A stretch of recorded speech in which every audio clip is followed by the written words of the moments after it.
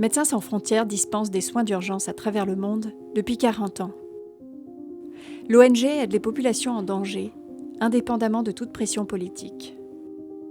Cette indépendance fondamentale ne peut se faire qu'au prix d'une transparence exemplaire. Nos ressources sont à 96% d'origine privée. Et les donateurs particuliers, individuels, représentent près de 80% de nos ressources, ce qui nous donne cette liberté d'agir en toute indépendance de tout pouvoir, politique, économique, religieux.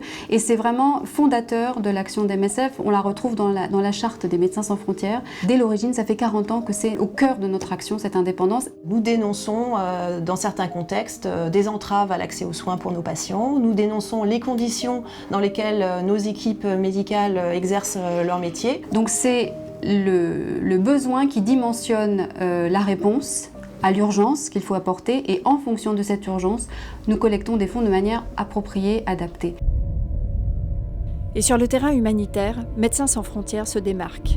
Lors du tsunami de 2004 en Indonésie, l'ONG a demandé publiquement à ses donateurs de stopper les dons, estimant la récolte de fonds suffisante. Il est hors de question que dans une maison comme la nôtre, on en profite pour remplir nos caisses en faisant croire aux gens qu'on va utiliser cet argent en Asie du Sud-Est alors qu'on n'en a déjà plus la capacité. Nous avons rappelé les donateurs qui avaient fait un don affecté pour la réponse à l'urgence afin de leur demander s'ils souhaitaient que nous les remboursions ou ils étaient d'accord pour que cet argent puisse être affecté à d'autres crises. Nous nous engageons à lever les fonds dont on a besoin pour agir sur le terrain, mais pas au-delà. L'argent que l'on collecte pour nos opérations sert à nos opérations. À la différence d'autres ONG peut-être qui collectent des fonds et qui sont dans une action de redistribution où là le contrôle est moins aisé.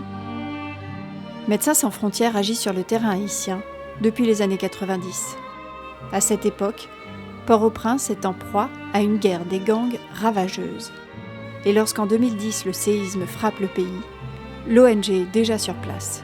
On avait 3 hôpitaux, on était opérationnels, on avait des soignants, on avait des patients.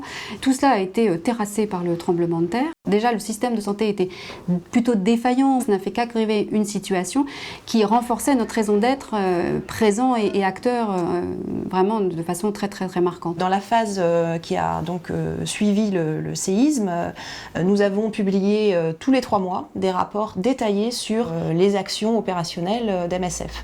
Aujourd'hui, l'ONG pérennise son action en Haïti en développant la prise en charge des grands brûlés et avec le même souci de transparence de dons.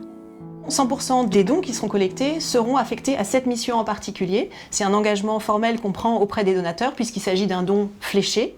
Donc très concrètement, ce don va être saisi comptablement avec un code qui permettra de l'identifier et de l'affecter précisément aux dépenses opérationnelles sur le terrain.